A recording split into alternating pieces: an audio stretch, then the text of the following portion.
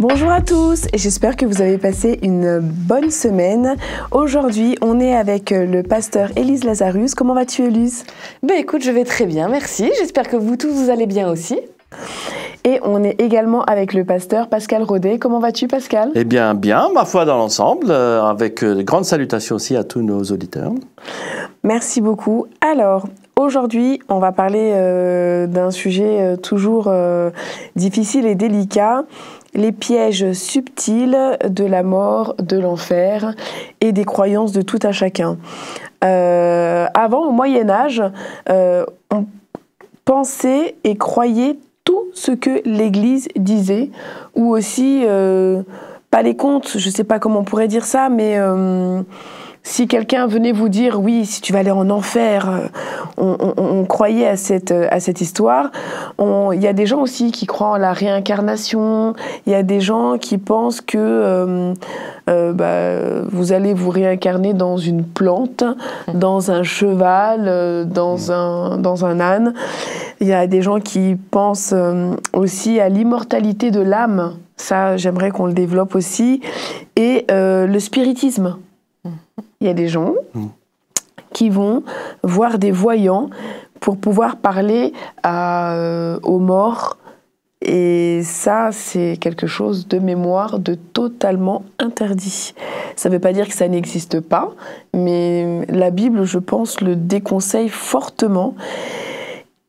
Et on va commencer avec un texte,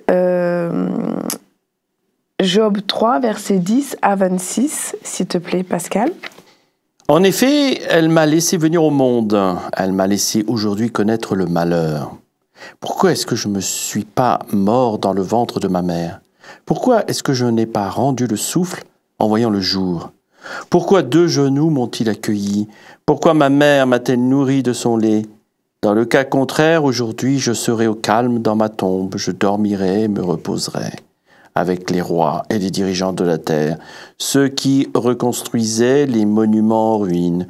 Ou bien je serai avec les grands qui possédaient de l'or et remplissaient leurs maisons d'objets en argent. Ou encore je n'existerai pas comme les enfants morts nés qu'on n'a pas vu la lumière. Dans la tombe, les gens mauvais ne bougent plus. Ceux qui n'ont plus de force se reposent. Là, les prisonniers aussi sont tranquilles. Ils n'entendent pas les cris du surveillant.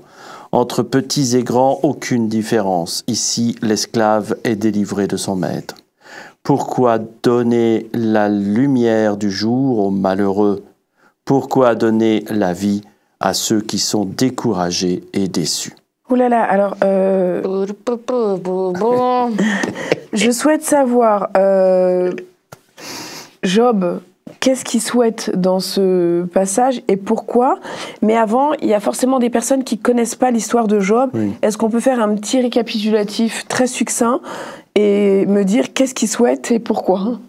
Alors en effet, c'est peut-être plus important de raconter un peu l'histoire rapidement de Job. Job est un livre de l'Ancien Testament qui raconte la vie d'un homme qui est tombé dans le malheur. De riche il était, avec des enfants d'ailleurs, une femme, des enfants, à malade, pauvre, ses enfants sont morts, il est dans une détresse absolue.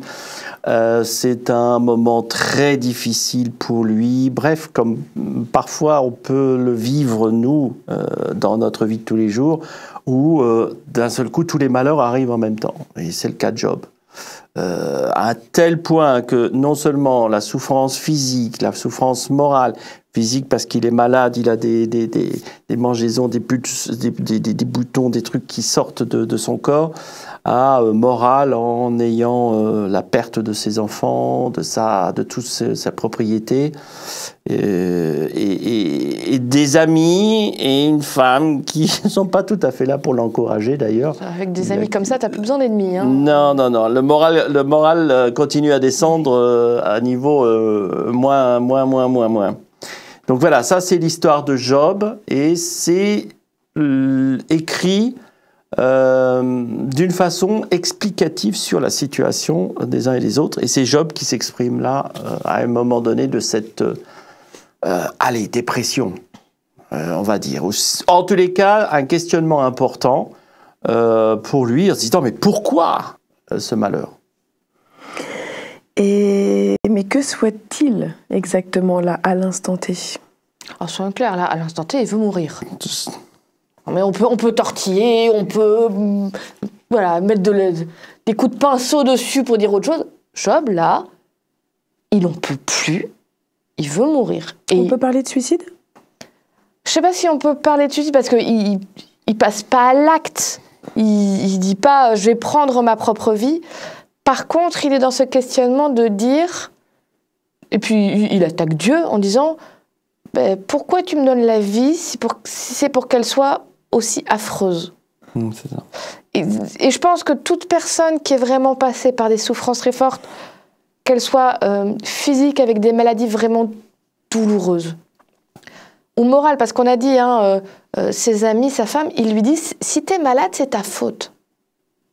Les gens avaient cette idée à l'époque que si ta vie était difficile, si tu étais malade, si tu avais une infirmité, c'est que tu avais dû commettre un péché quelque part et que Dieu te punissait.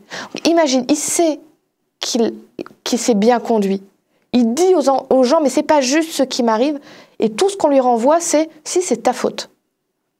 Il sait plus vers qui se tourner. Il a mal tout le temps. Sa propre femme lui dit, t'as qu'à maudire Dieu et mourir. Tu imagines, la personne qui est censée passer sa vie avec toi te dit ça.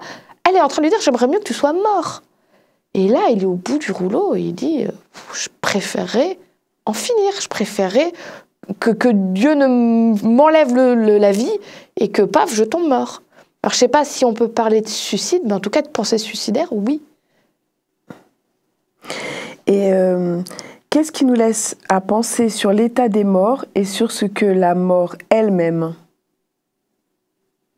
Alors dans ce livre, dans ce passage-là, pas grand-chose si ce n'est quelques éléments, en effet, où il rajoute le fait que j'aurais préféré ne pas être vivant, puisque de toute façon, même les morts n'ont plus d'action, ne voient plus, etc. Donc, pour lui, il se disait, mais c'est presque le paradis quoi, en ce moment, parce qu'ils n'ont plus de souffrance. Il n'y a plus rien. Hein, c'est ce qu'on peut voir dans verset 17, dans la tombe, les gens mauvais ne bougent plus. Donc ça veut dire que voilà, ceux qui étaient mauvais, même eux, c'est plus avantageux pour eux d'être morts, puisqu'ils ne bougent plus, il n'y a plus rien. Hein. C'est que ceux qui n'ont plus de force se reposent. Voilà, c'est bon. Et c'est à la fois intéressant de voir cette souffrance de Job qui se dit, même les plus mauvais, la mort c'est mieux parce qu'il n'y a plus rien. Donc ça, c'est un état des morts dans la tête de Job qui est clair, quoi. Il n'y a plus d'action, il n'y a plus rien, il n'y a plus de possibilités. Est-ce que ça voudrait dire qu'on pourrait pas comprendre, enfin peut-être comprendre mais pas accepter, qu'il y ait des gens qui en viennent au suicide malgré les croyances, malgré un espoir? Ah mais c'est clair, à un moment donné, pour certains, la souffrance est tellement grande et importante qu'on se retrouve un peu dans la même pensée que Job. Au moins, si je meurs, j'aurai plus de soucis, on ne me fera plus de remarques, tous ceux qui sont autour de moi, comme ils sont tous méchants, c'est un peu la pensée hein, des personnes qui sont en tendance suicidaire, au moins je les aurai plus, donc ce sera fini, et donc autant que j'en finisse moi-même si quelqu'un n'arrive pas à me donner la mort. Et donc le suicide, oui, c'est un peu ça, c'est ce côté-là où il n'y a plus du tout de possibilité de ma part de me battre face aux difficultés. Je suis anéanti. Le sujet, c'est le suicide est un sujet difficile dans les milieux religieux. Parce qu'il va s'affronter deux choses. D'un côté, les gens vont dire, quand tu crois en Dieu, quand tu considères que la vie est un cadeau de Dieu, tu veux la défendre et donc enlever ta propre vie, ce serait ne pas respecter Dieu. J'entends ça, je suis capable de l'entendre. Maintenant, et de façon très personnelle, je pense être une personne plutôt positive dans la vie. Voilà. Il y a quelque temps, pour des problèmes de santé tout à fait hauts, j'ai dû prendre un médicament où parmi les effets secondaires listés, il y en avait un tout petit, écrit un tout petit comme ça, possibilité de pensée suicidaire. Et moi, je me suis dit, ça m'arrivera jamais. Je me connais, moi, j'ai peur de rien. Puis j'ai une belle vie, j'ai pas de raison de. Et ben les effets secondaires, c'est méchant. Et pour la première fois de ma vie, j'ai eu des pensées suicidaires, qui n'avaient rien à voir, même pas avec une souffrance particulière ou ma situation, qui était là induite chimiquement. Je suis beaucoup plus... je fais beaucoup plus attention à ce que je dis maintenant sur ces sujets-là, alors que c'est juste chimique, ça m'est arrivé. Je ne suis pas passée à l'acte, je ne pense pas que je serais passée à.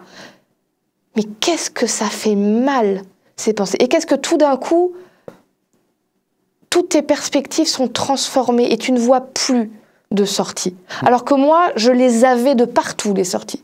Alors je me dis, pour des gens où c'est pas juste une question de médicaments, parce qu'il y a certains pour qui c'est au niveau de la chimie de leur cerveau, il y a certaines personnes dépressives, c'est au niveau de leur cerveau quelque chose de chimique qui ne se fait pas, et il faut des médicaments pour que ça y soit, sinon ils auront des pensées suicidaires et ils n'y peuvent rien. Pour des gens qui ont mal tous les jours, et qui se disent, je peux pendant 30 ans avoir mal tous les jours, et ma seule solution c'est de m'abrutir de médicaments, où j'arrive à peine à dire bonjour aux gens autour de moi, tellement je suis presque plus là. Pour des gens qui ont vécu des situations traumatiques et traumatisantes au point où ils se sentent complètement détruits, je serai très prudente sur ce que je me permets de dire, sur ce qu'ils ressentent et sur ce que Dieu pense s'ils en arrivent à avoir des pensées suicidaires ou même de passer à l'acte. Je suis très contente de ne pas être Dieu, parce que moi je ne serais pas capable de regarder ça. La seule chose que je peux dire, c'est j'ai assez confiance en Dieu pour me dire c'est un Dieu tellement rempli d'amour, de compassion, de compréhension et en même temps de justice, que je lui fais confiance que lui saura prendre les bonnes décisions. Mais moi, qui je serais pour juger la souffrance de ces personnes-là? La seule chose que je veux dire, c'est si quelqu'un a des pensées suicidaires, si même vous êtes déjà passé à l'action et que, je vais le dire comme ça, gloire à Dieu, ça n'a pas marché, trouvez des vraies bonnes personnes pas toxiques qui vont vous écouter réellement, qui vont pas vous juger, qui va vous accompagner. Et surtout, sachez que Dieu vous aime vraiment. Et que même si vous avez essayé et que ça n'a pas marché, il vous aime quand même, vous n'êtes pas coupé de lui, vous ne l'avez pas insulté. Il veut être avec vous, il veut essayer de parler à votre corps pour vous aider à sortir de ce lieu très, très, très, très sombre où vous êtes là. Et je suis un peu émue, pardon, en le disant, mais ça m'arrache tellement le cœur de voir des personnes qui peuvent en arriver à ressentir ça. C'est tellement inacceptable dans le sens où ce monde est inacceptable de vous faire vous sentir comme ça. Donc sachez que vraiment, vous avez un Dieu pour qui vous êtes important, par qui vous êtes aimé vraiment, complètement, et qui vous oubliera à aucun moment. Alors Élise, c'était très poignant, et pour appuyer tout ça, est-ce que je peux te demander de lire 1 Samuel 28 à partir du verset 3 à 8, s'il te plaît? Bien sûr. Quand Samuel est mort, tous les Israélites ont fait pour lui les cérémonies de deuil. Ils l'ont enterré dans sa ville à Rama. Saül a interdit dans le pays la coutume d'interroger les morts et de prédire l'avenir. Un jour, les Philistins rassemblent leurs troupes et installent leur camp près de Shunem. Saül aussi rassemble l'armée d'Israël et les Israélites s'installent au mont Gilboa. Quand Saül voit le camp des Philistins, il a très peur et il commence à trembler. Il consulte le Seigneur, mais le Seigneur ne lui répond pas, ni en rêve, ni par les objets sacrés du prêtre, ni par un prophète. Alors Saül donne cet ordre à ses serviteurs. « Cherchez-moi une femme capable d'interroger les morts. Je vais aller la consulter. » Ils lui répondirent « À Endor, il y a une femme qui interroge les morts. » Sans parler bibliquement, même si c'est le sujet, j'aurais trop peur de faire appel à quelqu'un pour parler à un mort. Enfin, faut avoir du courage quand même pour faire ça. Mais déjà, je trouve que c'est un peu de la folie, mais c'est interdit bibliquement. Qu'est-ce que vous pensez de ça? Alors pourquoi est-ce que c'est interdit bibliquement? D'abord, la Bible dit les morts, on ne peut pas leur parler. Parce que si tu es mort, on l'a vu tout à l'heure, hein, tu dors, tu ne sais pas ce qui se passe, donc on ne peut pas venir te parler. Donc, plusieurs possibilités, suivant là où on en est. On peut dire, il y a des gens, c'est des escrocs, et ça existe, hein, des gens qui font croire qu'ils peuvent parler avec les morts pour profiter de personnes qui sont en deuil, qui sont en état un peu de difficulté, qui cherchent des conseils, qui seraient prêts à s'accrocher à n'importe quoi, et ou alors on leur pique tout leur argent, ou on leur fait faire des choses qu'en temps normal ils ne feraient pas. Ou alors, il peut aussi, et c'est le cas pour Saül, avoir des forces du mal qui se feront passer pour des morts qu'on a aimés pour nous donner des conseils terribles. Et là, entre autres, Saül, il vient de perdre quelqu'un qui était un grand prophète, quelqu'un qui a été avec lui, il a accompagné Saül, c'est lui qui l'a fait roi. Saül était un roi, et ce prophète Samuel, c'est celui qui lui a dit « Toi, tu seras roi » et qui lui a donné des conseils. Il était important. Saül a peur. Il sait qu'avec Dieu, ça va pas très bien en ce moment. Donc, il va aller contre ses propres règles parce qu'il est complètement perdu. Il va voir cette femme qui prétend pouvoir voir les morts. Et là, moi, je suis persuadée, c'est des forces du mal qui se mettent en place parce que Saül voit quelqu'un apparaître où il croit reconnaître Samuel. Et ce que ce faux Samuel lui dit, ce que ce faux Samuel va lui dire, c'est « De toute façon, c'est fichu pour toi. Dieu ne veut plus de toi. Tu es perdu. » Et les résultats, c'est que Saül va aller à la guerre, et quand ça va mal se passer, persuadé que Samuel qu'il aimait lui a dit « Dieu de toute façon ne veut plus de toi », il va se suicider en se jetant sur son épée. Pascal, que penses-tu de tout ce qui est nécromancien, la magie, tout ce qui est occulte, et non toi ce que tu en penses, mais que dit la Bible? Ça rejoint un peu ce que disait Élise tout à l'heure, tout ce qui tourne autour d'une recherche de discussion avec les morts, avec une magie un peu bizarre dans ce domaine-là, ou magie tout court d'ailleurs, ça va pas du tout avec les termes de la Bible. C'est-à-dire que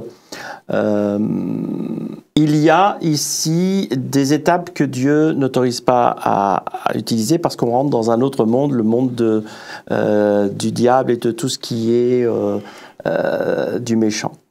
Et donc forcément, l'appel des morts sous toutes ses formes est quelque chose qui est impossible d'exister puisque l'état des morts pour nous, on l'a vu, il n'y a rien qui se dit, comme Élise l'a rappelé, mais aussi c'est se tourner contre Dieu dans cette question-là, puisque l'avenir c'est Dieu.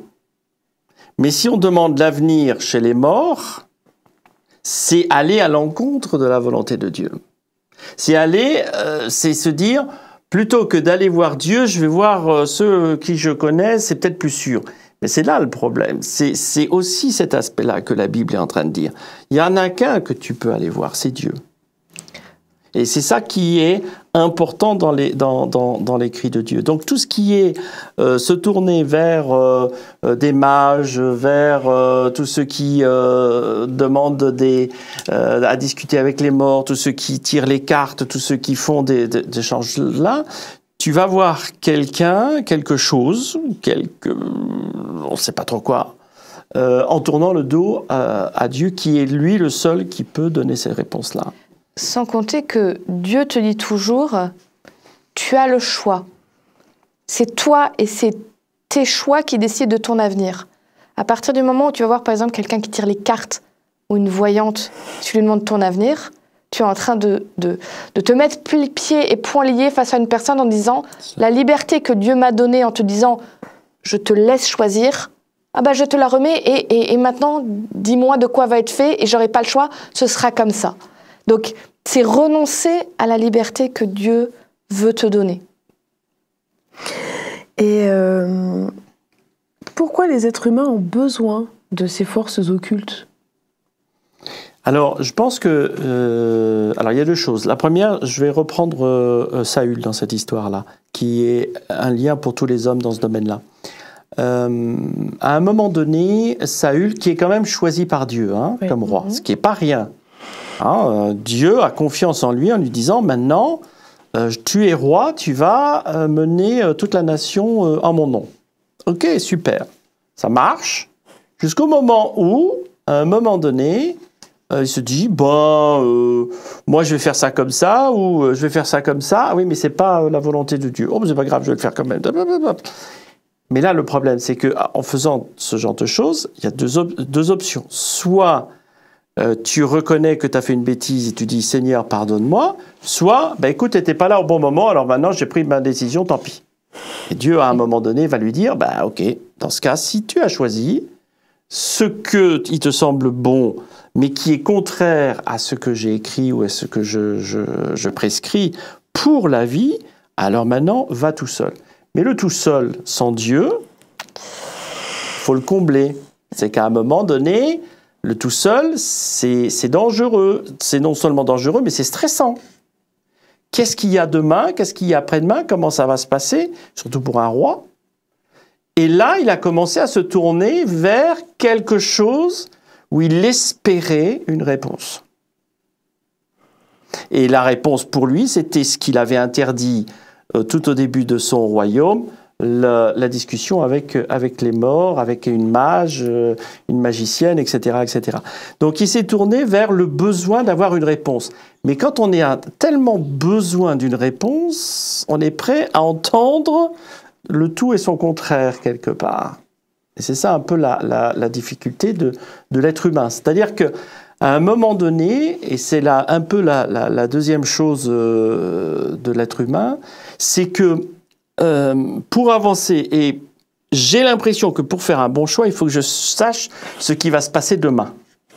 Mais le demain, c'est toi qui le fais, c'est toi qui vas choisir, c'est toi qui vas orienter comme tu le souhaites. C'est ça la liberté que Dieu te donne.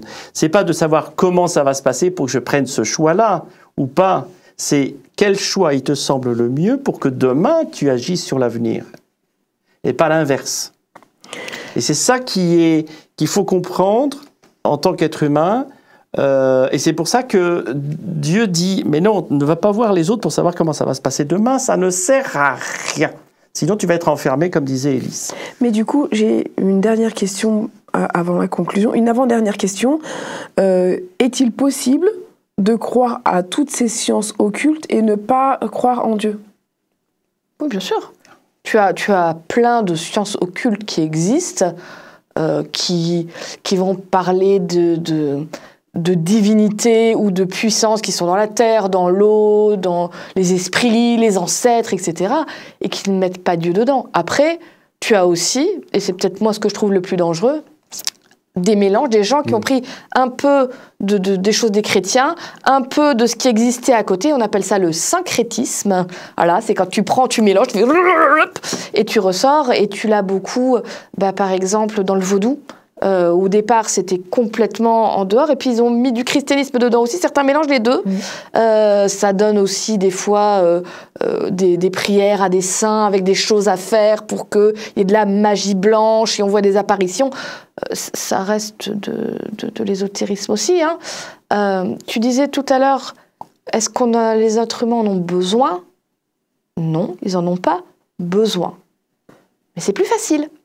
Si je devais donner un exemple, c'est comme si pour Dieu te dit « Je te donne une possibilité pour manger, mais tu as plein d'ingrédients très sains, très bons. Par contre, il va falloir cuisiner, il va falloir couper, il va falloir faire cuire, etc.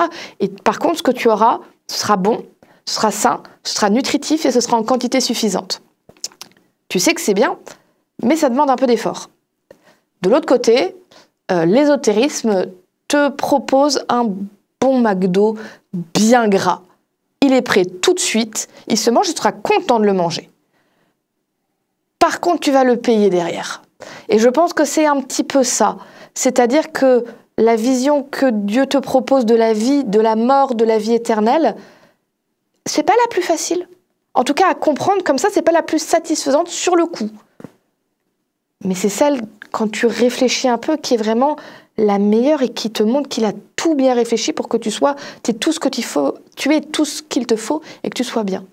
L'ésotérisme te propose des choses qui te répondent tout de suite, là, maintenant, mais qui te mettent dans des choses...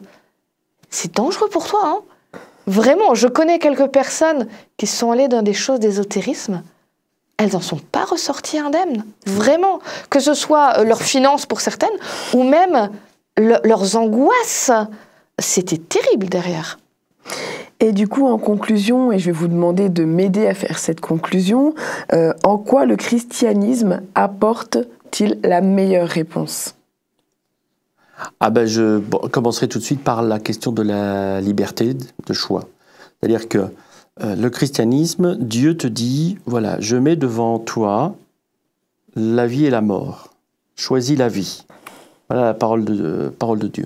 Mais quand il dit choisis la vie, c'est donc dans ta vie de tous les jours, choisis de faire ces choix positifs. Ces choix qui sont dans l'ordre de la création de Dieu, dans l'ordre du respect, de l'amour avec Dieu, etc. C'est ça la question importante de la christianisme. Il dit pas « je vais te montrer ce qui va être de ta vie et tu vas pouvoir le suivre ». Non, c'est pas ça. C'est tu vas créer ta vie au travers des choix que tu vas faire. Et pour moi, ça, c'est beaucoup plus libérateur. Et toi, Élise ? Moi, j'aime mieux me dire que quand je suis chez moi, il n'y a pas des fantômes qui me suivent et qui me regardent quand je suis sous la douche. Donc je vis beaucoup mieux en sachant que les morts, ils sont en train de dormir gentiment et que ceux que j'ai aimés, je les retrouverai, et ceux que j'ai pas aimés, ils ne traînent pas dans les couloirs à me suivre. Merci beaucoup. Merci d'avoir répondu à mes questions. Merci Élise d'avoir passé ce moment avec nous. Merci Pascal d'avoir passé ce moment avec nous, d'avoir répondu à mes questions. Je vous souhaite à tous de passer une excellente semaine. Merci à toutes les personnes qui nous suivent. N'hésitez pas à poser vos questions dans la barre d'infos. On y répondra dans les émissions futures. Et on vous souhaite à tous une agréable semaine. Au revoir.